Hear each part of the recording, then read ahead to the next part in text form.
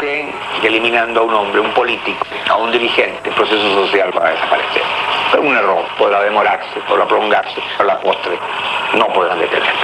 En el caso de Chile, bueno, si me asesinan, bueno, el pueblo seguirá su ruta, seguirá su camino.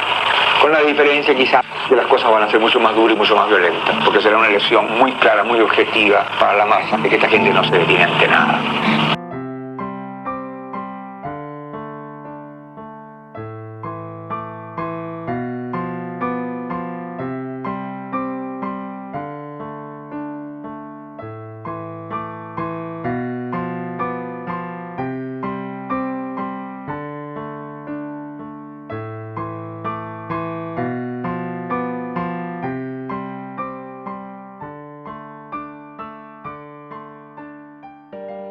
Poco a poco empezaron a aparecer los decretos que iban expulsando académicos, como uno de mis informantes, Jorge Gaete, pero también me pude enterar, por ejemplo, el doctor Horacio Bocardo, que era el director en ese momento de Cuadernos Médicos Sociales, y se produjo entonces una prohibición de ingreso a la escuela de esos académicos. Difícil y doloroso recordar toda esa etapa que vivimos en Chile. Me acusaron además de haber hecho clase de clara inclinación marxista en la cátedra del doctor Biel. A mí de haber agredido a colegas que no compartían la posición del gobierno del presidente Allende. Y esos fueron cargos que yo tuve que contestar durante 4 meses, desde septiembre del 73 hasta diciembre del 73, y el 4 de enero me regalaron un documento que era mi decreto de expulsión. Entre medio, además, vivimos un episodio fue violento, que llegaron cientos de militares a la facultad y al hospital a revisar todo, con metralletas. Nos hicieron salir violentamente de todas las salas y nos hicieron caminar por los pasillos, con los brazos en alto. Nos sacaron a punta de patada y con metralleta los carabineros, ¿cierto?, hacia la cancha de fútbol que estaba ubicada en el interior del hospital, que actualmente es la plaza 11 de septiembre. Y ahí nos tuvieron más o menos de las 10 de la mañana, para no se quedar, hasta como más o menos la 1 de la tarde, ¿cierto? Y de ahí sacaron a varios compañeros, yo me atrevería a decir que 5, ¿cierto? Y los arrodillaron frente a una ametralladora inmensa, grande, con las manos en la nuca, y después se lo echaron a los camiones y se los llevaron. Ese fue el primer golpe violento a la escuela, a la universidad, a la facultad.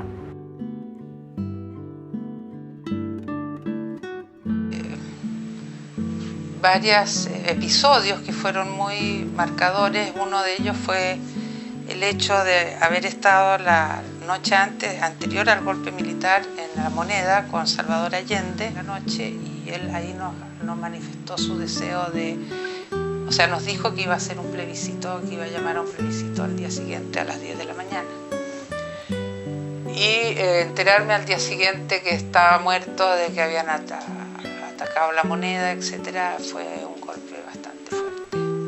Bueno, en la facultad, después del golpe, inmediatamente hubo varios días donde hubo toque de queda, y cuando nos reintegramos al trabajo fuimos, digamos, revisados, allanados por las fuerzas militares acá en la escuela.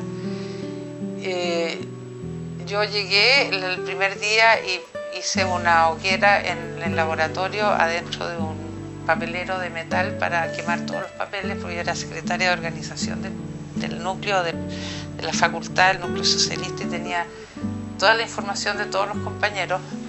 Entonces quemé las cosas ahí adentro de la pieza y obviamente me retaron. Posteriormente me echaron, y cuando me reintegré y ya se habían formado algunos grupos de personas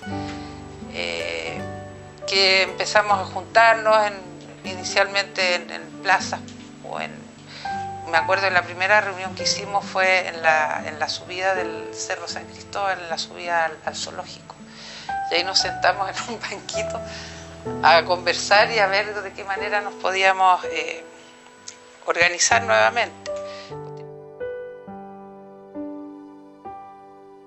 Fue un momento muy tenso, se juntaron los académicos acá, había una coordinación ya de quedarse a defender la escuela, pero durante la mañana de ese 11 prontamente se fue tocando la realidad y viendo que las posibilidades de defensa de la democracia eran muy bajas. Las experiencias fueron trágicas en el sentido de ver cómo compañeros académicos de distintas universidades, no solo de la Facultad de Medicina de la Universidad de Chile, sino de otras universidades, tuvieron que irse definitivamente de Chile y algunos de ellos fueron detenidos, torturados y algunos de ellos desaparecieron.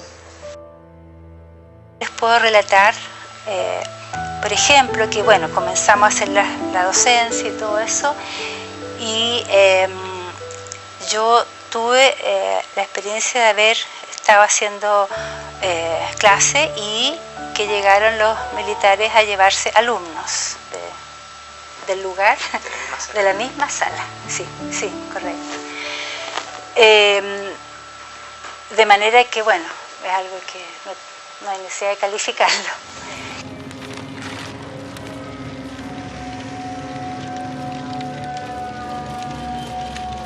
Estuve en el piso botado ya. Y al día siguiente estaba el doctor Bem, que era chiquitito, sentado en una silla en un lugar que no he logrado ubicar frente a una pira. Se fueron. La orden era quemar todo lo que dijera social. Y en eso llegó un militar que venía con otro librito en la mano y dijo, esto también hay que quemarlo. A ver, era sobre cubismo. Y nosotros le tratamos de explicar que eso era un tipo de pintura de una escuela especial. No, dijo cubismo, Cuba, pum, al fuego. Esa era la actitud.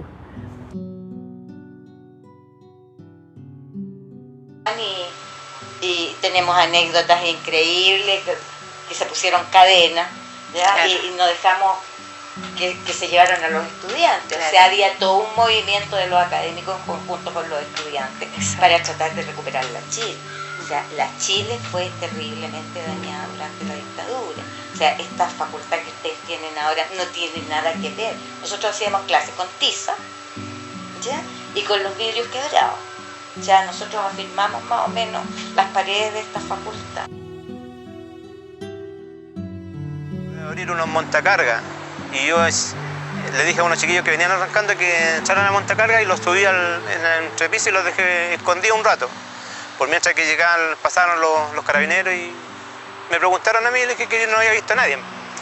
Pasaron los carabineros, después bajé y se fueron los chiquillos. Ese fue una que me gustó porque como que me sentí que apoyé en algo, la causa. El país se fue cada vez más politizando, polarizando, hasta que vino el golpe el 11 de septiembre y a los estudiantes yo creo que nos pilló muy mal parados eso, porque nos desestructuramos como todo, como organización estudiantil sobre todo, porque los principales grupos de gente que lideraban los movimientos o fueron tomadas presas o fueron eliminados de la escuela o tuvieron que postergar sus estudios y la verdad es que era muy peligroso en ese tiempo pensar, protestar, manifestarse en contra. Entonces no quedaba otra que dedicarse a estudiar y cada vez más aislarse para que no puedan expresarse. Y eso no nos quedó otra que hacerlo y tuvimos que quedarnos callados y tuvimos que no manifestarnos en nada porque eso era peligroso. Y era peligroso porque ya lo habíamos visto con tantos compañeros que no volvían, que fueron tomados presos, que desaparecieron o que simplemente fueron eliminados de la facultad. ¿Por qué 1982? Estaba yo en mi oficina trabajando. Hasta ese momento la Facultad de Medicina, los estudiantes de la Facultad de Medicina estaban en silencio. Había mucho miedo, había terror, diría yo. Salí al pasillo y había 50, 100 estudiantes gritando: el pueblo unido jamás será vencido. A partir de ese momento, los estudiantes en esta facultad, sobre todo, lucharon.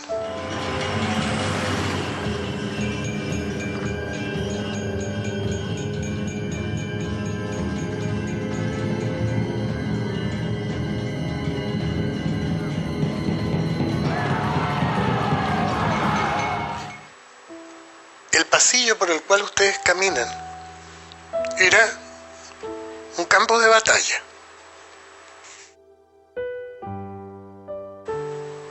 Y hubo muchas veces que hablar con las Fuerzas Armadas o con carabineros para lograr que nuestros estudiantes no fueran maltratados.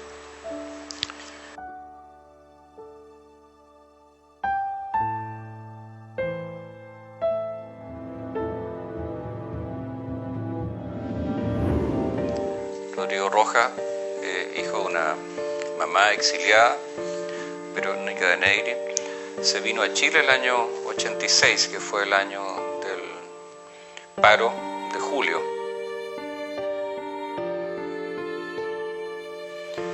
Y en esas condiciones estaba cuando, se acercó y trabajó en mi laboratorio en el Departamento de Fisiología y Biofísica en esos meses entre febrero y mayo, junio del 86. Y el día 2 de julio escucho su nombre por la radio. Yo venía para la facultad ese día del paro y ese 2 de julio escuché su nombre y no podía creer, porque lo que se informaba en las noticias de la radio cooperativa que habían encontrado 2 muchachos horriblemente quemados y agonizantes en Quilicura.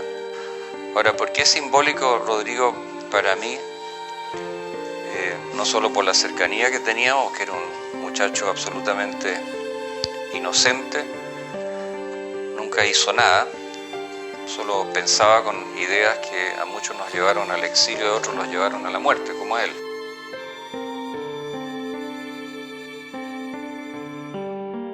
¿Cuáles son los desafíos? Son muchos.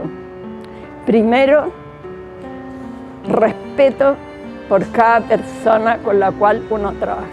Y lo otro es que no se puede hacer cambio si la gente no recibe formación adecuada.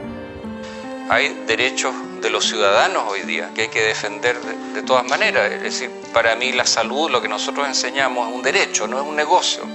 La educación para mí no es un negocio, es un derecho de la gente. Y tal como había que defender el derecho a la vida en esos momentos, hoy día cobra mucha importancia defender el derecho a la educación, al acceso a la salud, a las oportunidades, a la igualdad.